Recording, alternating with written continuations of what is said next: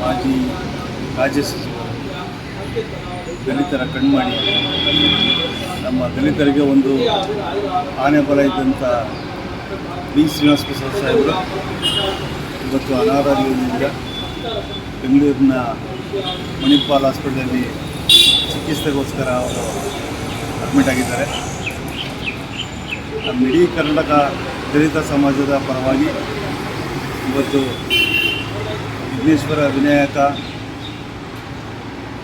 ಪ್ರಥಮ ಪೂಜೆ ಆ ಭಗವಂತನಿಗೆ ನಾವು ಮನವಿ ಮಾಡಿದ್ದೀವಿ. ಪ್ರಸಾದ್ ಸಾಹೇಬರು ಶೀಘ್ರವಾಗಿ ಗುಣಮುಖರಾಗಬೇಕು ಅಂತ. ಯಾಕೆಂದರೆ ಭಾಳ ನೋವಾಗ್ತಾಯಿದೆ ನಮಗೆ. ನಾವು ಅವ್ರನ್ನ ಒಂದು 15-20 ವರ್ಷದಿಂದ ಒಡನಾಟ ಇಟ್ಕೊಂಡು ಬಂದಿದ್ದರು.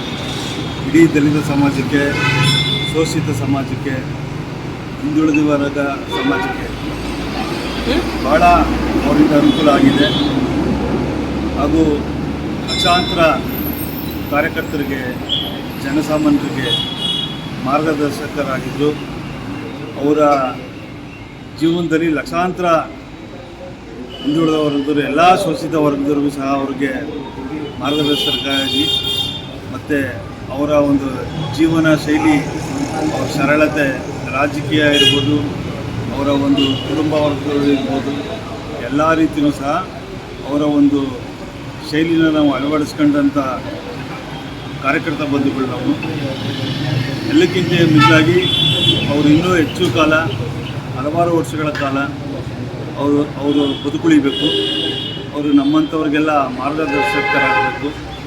ಇನ್ನೂ ಹೆಚ್ಚಿನ ಒಂದು ಬಲ ಸಮಾಜಕ್ಕೆ, ಶೋಷಿತರ ಸಮಾಜಕ್ಕೆ, ಹಿಂದುಳಿದ ವರ್ಗ ಸಮಾಜಕ್ಕೆ ಅವರ ಶಕ್ತಿ ಅವಶ್ಯಕತೆ ಇದೆ ಅಂತ ಈ ಸಂದರ್ಭದಲ್ಲಿ ಹೇಳ್ತಾ ಇದ್ದೀನಿ. ಸುಳ್ಳು ಸುದ್ದಿ ಹರಡಾಡ್ತಿದೆ ಸರ್, ಅದಕ್ಕೇನು ಹೇಳಿ? ಇಲ್ಲ, ದಯಮಾಡಿ ನನ್ನೆಲ್ಲ ಅವರ ಅಭಿಮಾನಿಗಳಿಗೆ, ಹಿತೈಷಿಗಳಿಗೆ, ಬಂಧುಗಳಿಗೆ ಮನವಿ ಮಾಡ್ತಾ ಇದ್ದೀನಿ. ಅವರು ಆರೋಗ್ಯವಾಗಿದ್ದಾರೆ. ಮಣಿಪಾಲ್ ಹಾಸ್ಪಿಟಲಲ್ಲಿ ಅವರ ಟ್ರೀಟ್ಮೆಂಟ್ ಕೊಡ್ತಿರೋಂಥ, ಚಿಕಿತ್ಸೆ ಕೊಡ್ತಿರೋಂಥ ಡಾಕ್ಟ್ರು ಸಹ ಅವರು ಪ್ರೆಸ್ ಮೀಟ್ ಮಾಡಿ ಹೇಳಿದ್ದಾರೆ, ಯಾವುದೇ ರೀತಿಯಲ್ಲಿ ಅವ್ರಿಗೆ ತೊಂದರೆ ಇಲ್ಲ, ಜೀವಕ್ಕೆ ಅಪಾಯ ಇಲ್ಲ, ಹಾಗಾಗಿ ನೀವು ಸಮಾಧಾನವಾಗಿರಬೇಕು ಅಂತ ಹೇಳಿದ್ದಾರೆ. ಹಾಗಾಗಿ ಎಲ್ಲ ಹಿತೈಷಿಗಳಿಗೂ ಸಹ, ಬಂಧುಗಳಿಗೂ ಸಹ, ಅವರ ರಾಜಕೀಯ ಶಿಷ್ಯಂದಿರಿಗೂ ಸಹ ನಾನು ಹೇಳಕ್ಕೆ ಬಯಸ್ತೀನಿ, ತಾಳ್ಮೆಯಿಂದಿರಬೇಕು. ಅವರ ಒಂದು ಆರೋಗ್ಯ ಸ್ಥಿತಿ ತುಂಬ ಚೆನ್ನಾಗಿದೆ ಅಂತ ನಾನು ಭಾವಿಸಿದ್ದೀನಿ. ಈ ಭಾಗದಲ್ಲಿ ಅವರ ಕೊಡುಗೆಗಳೇನು?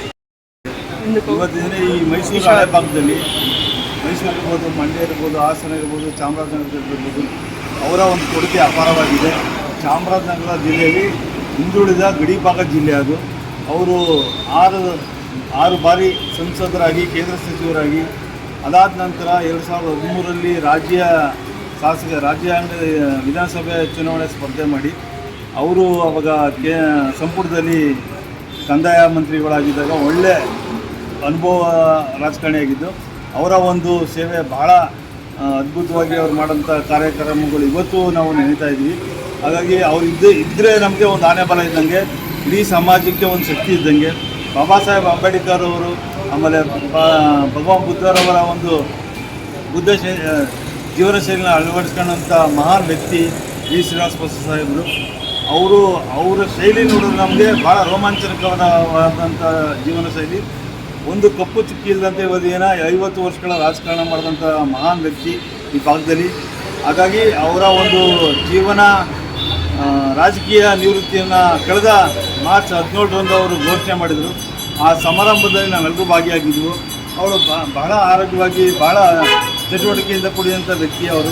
ಆದರೆ ಆಕಸ್ಮಿಕವಾಗಿ ಒಂದು 3 ದಿನ ಹಿಂದೆ ಅವರು ಈ ಥರ ಅನಾರೋಗ್ಯವಾಗಿ ಅವರು